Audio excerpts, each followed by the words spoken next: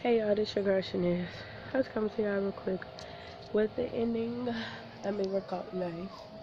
I got on the Saran wrap and my 2 workout bands. You know what I mean?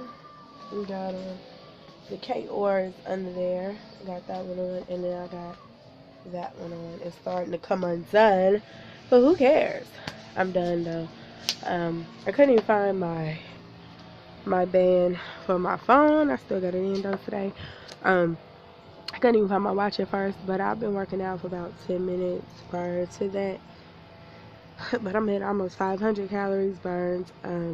This hair is still trying to live a little bit today, but that's the reason I was like, man, I probably shouldn't untwist it. But what I'm gonna do though is probably twist it down and put the things right back on there.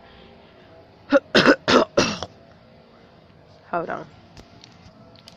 Some things happened yesterday I can't even explain.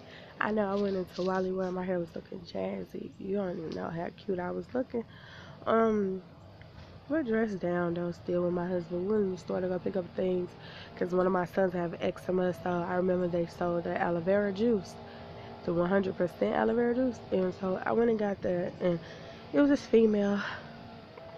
My husband bought a drink for her, but she was being mad disrespectful before that. And my husband people take his kindness for weakness, and I told him that don't do that, because prior to that, before he bought her that drink, she was talking about how like he could take her to women.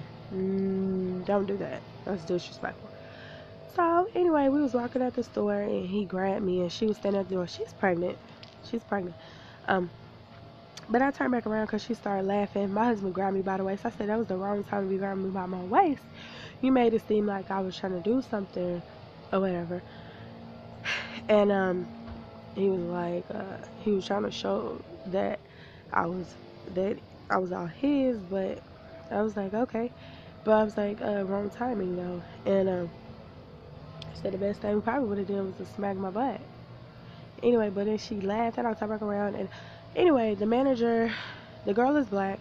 The manager, she was talking to a manager, but prior to that, before that, you guys, she was staring at us at the self-checkout.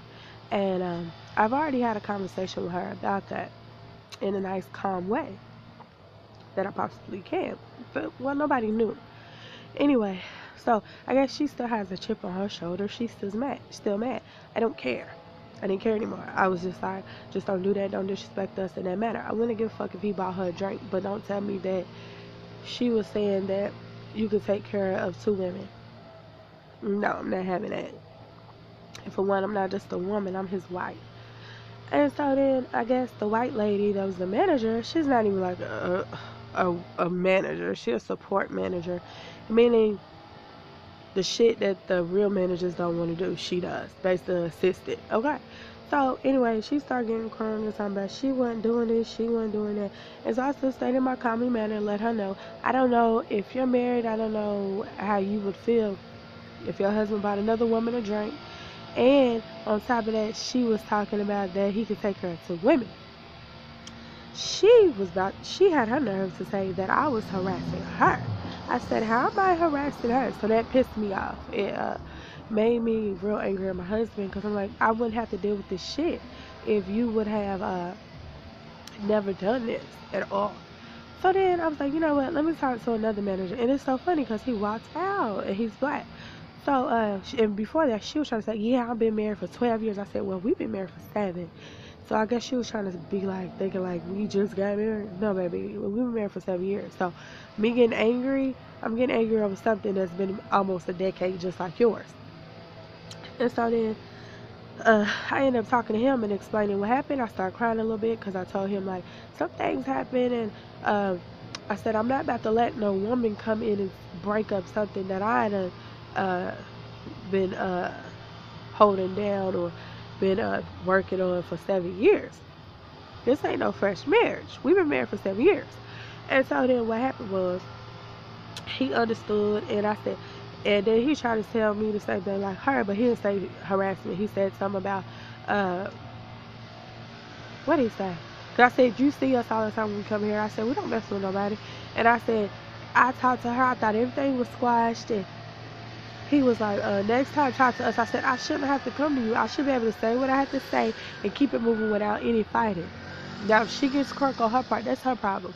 I said, I'm not fighting her. I'm not doing anything to the girl. But I am going to say what I have to say. And then I said, that's not harassment if she's bothering me and then I say something back. He said, no, that's not. He told me next time, come and get him or call the, the headquarters. Basically, human resources. And so then I was like, kind of thinking like, okay, she pregnant, she got the children. I didn't want her to get fired, even though, see, I still got a little nice heart. I didn't want her to get fired, but at the end of the day, leave us alone, because that's what I was going to say last. She was like, hold on, the white woman, hold on, what's going on here? Da-da-da-da-da. And I'm like, you don't even know what's going on. I asked her, I said, you can come over and talk to me if you want to. You come over to the side and talk to me, because I don't want everyone in my business. Excuse me, y'all. I don't want everyone in my business. Anyway, make a long story short, he and I told him, I said I didn't call her white, but I was like, the other manager, I don't know if they friends or what, but she was getting crunk with me also.